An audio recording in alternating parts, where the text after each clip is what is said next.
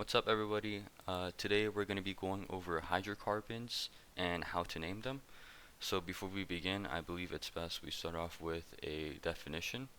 So what are hydrocarbons?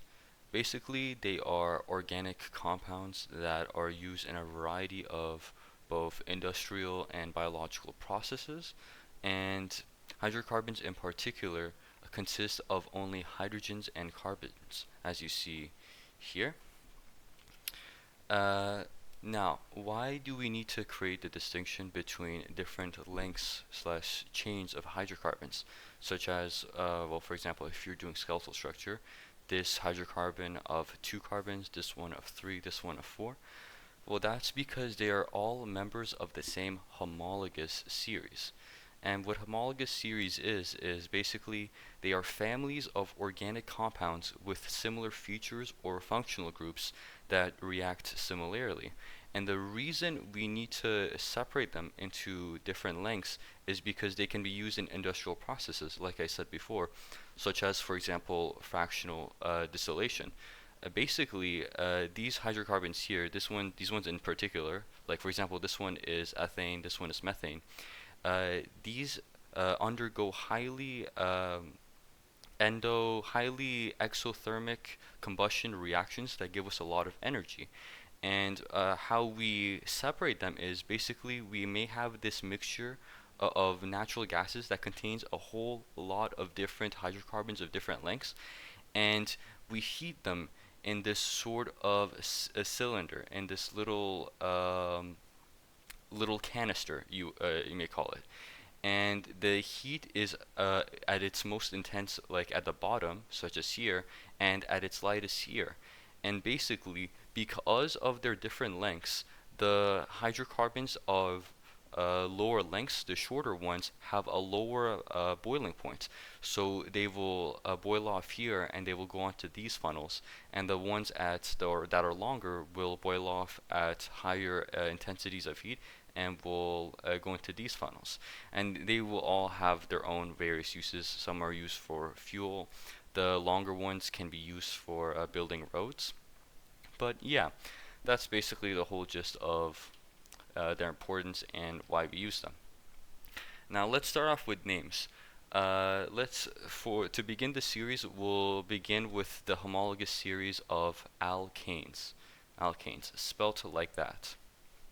Now, unfortunately for the naming scheme of hydrocarbons, they are highly dependent on memorization, and they're very nitpicky in how you write them. So, unfortunately, that's just something that we're gonna have to deal with this in this unit. But I'm sure if you take your time to practice, I do have practice put in the description of this video. If you take the time to practice and check over your work, you'll get perfect at it in no time.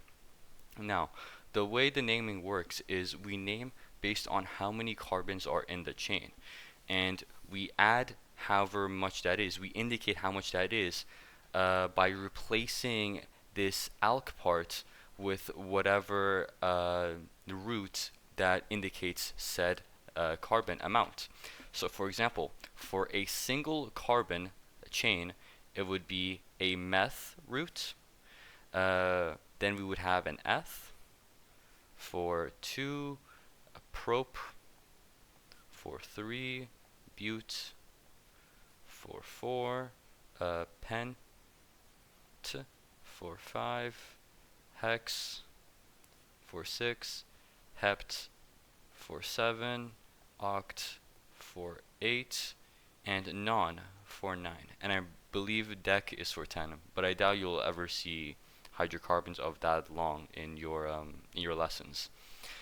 So yeah, for example, if we have and remember for if you don't know what a skeletal formula is, it basically just means we don't write all the hydrogen bonds to the carbons. So this, for example, right here is just a carbon here and a carbon here, and there's a bunch of like assumed hydrogen bonds with the carbon, the maximum amount that they can possibly be. So for this one right here, there are 2 carbons, as we said before. This would be an ethane, because there's 2 carbons and eth corresponds with 2. This one here with 3 would be considered a propane. And yeah, that's pretty much how you would go about it. You can obviously do this with longer ones. Let me just quickly delete some of this so we can make some more room.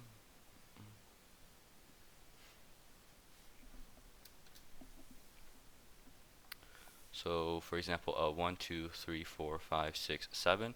This would be a heptane. As long as you memorize it, you can do these very, very quickly. They're very simple. And one thing I don't believe I've mentioned is that hydrocarbons can come in ringed structures, which basically means that they don't have ends to them. The ends connect to form basically like not necessarily a circle, but they have no ends basically. So for example, this kind of structure. Oh, sorry. This kind of structure. This it has three carbon atoms, one, two, three. So we do still call it a propane, but since it is in a ring structure, we add the root, the stem, cyclo. And we do this for all of them. This is cyclopropane, but for example, this would be cyclobutane.